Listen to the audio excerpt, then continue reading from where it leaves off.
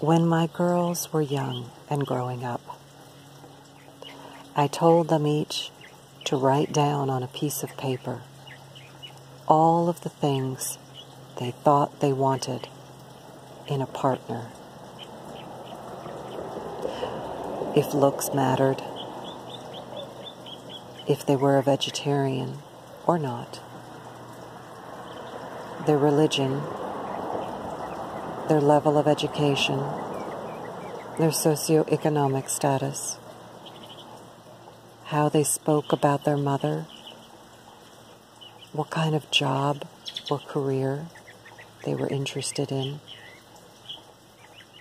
whether they were athletic or academic, humor, how they spoke about their siblings, all of the things that seemed important to them, to write it down on a piece of paper. They need not show it to anyone. But one day, when they found themselves in a relationship, they could take out that piece of paper and look at it and see what things still rang true, what things we began to sacrifice, and when we settled. What flags, what red flags do we ignore when we are falling in love? How much of ourself and our dream and our vision do we compromise? It's a good practice to have.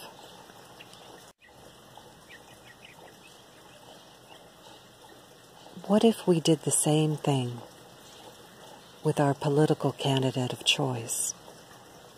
What if we wrote down a list of things that we wanted in a candidate?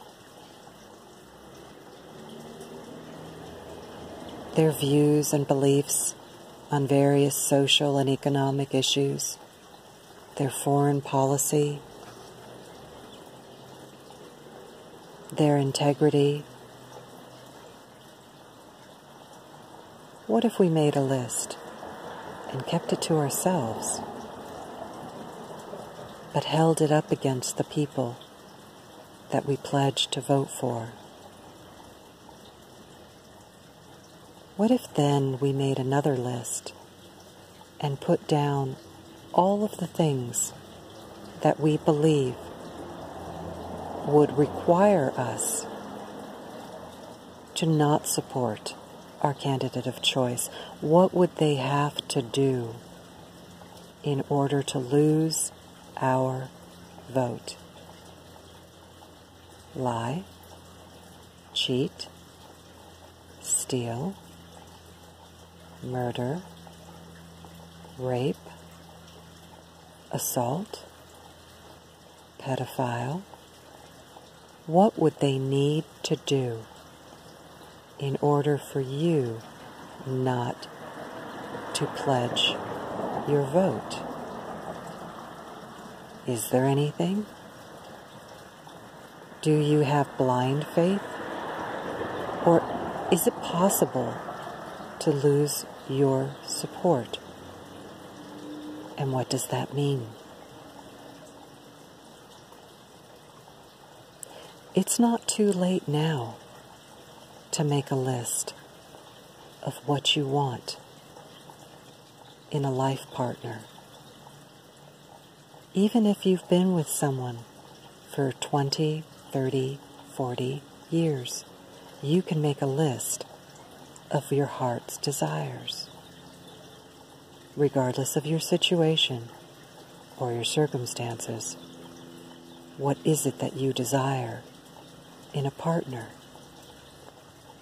And you can look at the list and you can see where your reality aligns with your heart's vision and where it appears that you are on separate paths.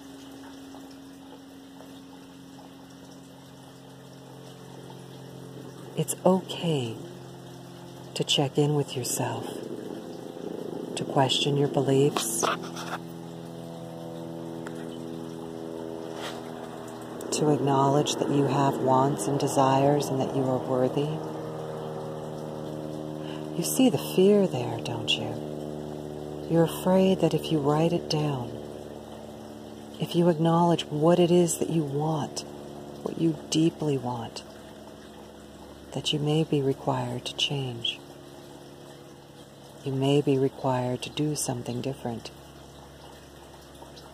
You may believe that there is nothing out there that is better than your current situation, so you have to settle for what you have.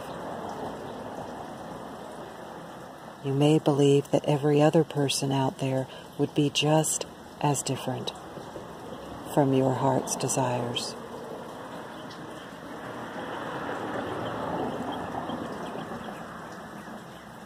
So you stay where you are.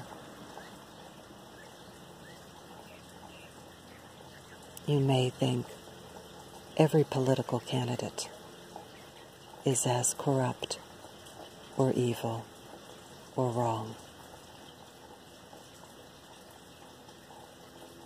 So you don't consider your allegiance, your alliance, changing your vote. Because you have long forgotten to check in with yourself. You have long considered your own needs and ideals unattainable, unworthy. So you settle.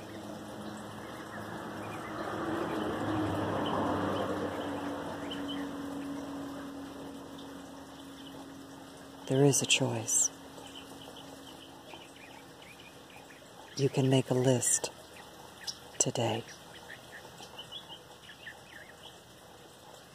If for no other reason, because you owe that to yourself.